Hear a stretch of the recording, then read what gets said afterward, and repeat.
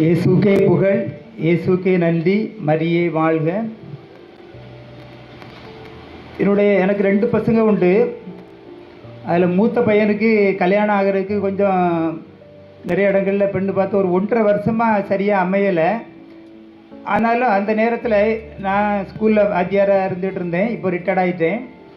இப்படி ஸ்கூலுக்கு போகும்போது ஒரு நாள் நான் என்ன செஞ்சேன்னா, எங்கள் அப்பா முன்னாடி இந்த தேவசாயம் பிள்ளை நாடகம் நடிப்பாங்க. 3ஆவது நாள் 4ஆவது நாளுக்கு நல்ல அருமையாக பாடுவாங்க. அவங்க கூட இருந்து நான் கவனிச்சுக்கிட்டே இருப்பேன்.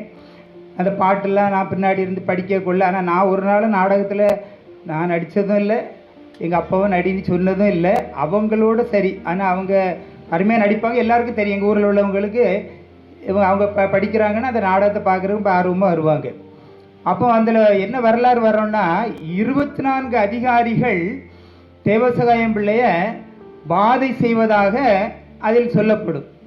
அதனால் நான் என்ன பார்த்தேன்னா, இப்படி கோயிலுக்கு போகும்போது ஒரு நாள் இன்னைக்கு 24 முறை தேவசகாயம் பிள்ளையை சுற்றி வந்துடணும் அப்படி சொல்லி வைராக்கியமாக 24 நேரம் அப்படியே சுற்றி நல்லா கும்பிட்டுட்டு அப்படியே ஸ்கூலுக்கு போயிட்டேன்.